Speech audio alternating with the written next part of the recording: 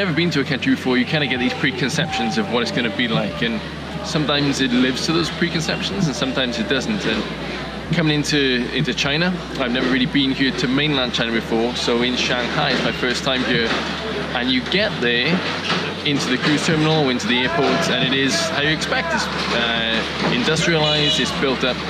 And today we're in a little river village, and it's a very ancient village, but is fairly well preserved. There's only a few of these, 7 or 8 around China, that are as preserved as this. So we're just going to take a look around and see what we can find.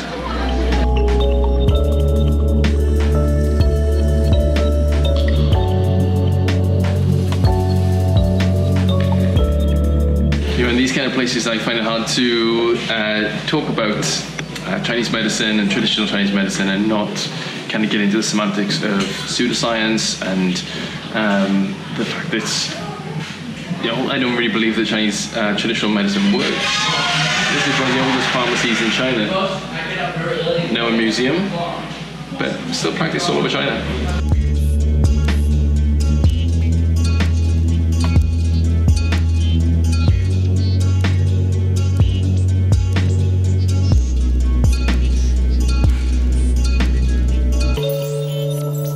One of the more interesting things in this little sleepy village is the fact that in 1896, the Qing dynasty actually created the imperial post office here, and it's still here today. So it's a working post office that it established actually the first kind of postal service here in mainland China back in 1896. Unbelievable.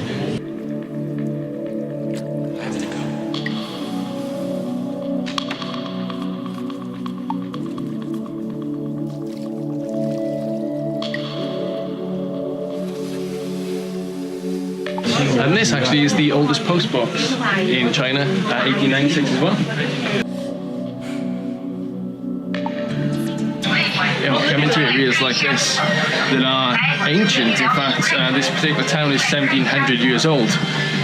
Walking around it, you wouldn't, with the Starbucks, with the McDonald's, you wouldn't particularly realize that. But, you know, tourism, it's just one of the things which is the way of the world.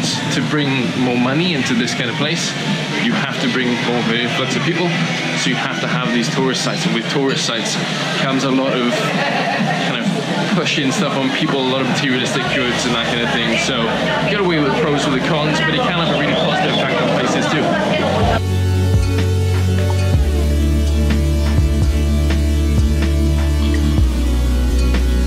I shouldn't really take away from the fact that this is a UNESCO World Heritage Site and is a very important site within China. And a lot of the work that they're trying to do here is to preserve the old ways. So these guys, for example. And it's going to be hard because China is literally going through its industrial phase right now and learning very, very quickly from everything. So it's having to go through all those teething pains that the Western world had in a very short period of time. And places like this, where the old meets the new, it really is quite obvious.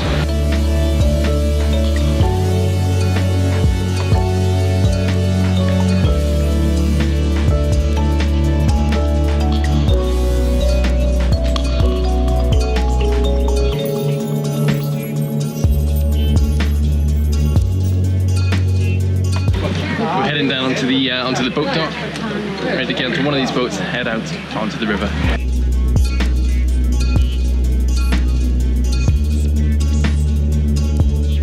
I find this every time I get onto water, marsh, a river, canal, whatever.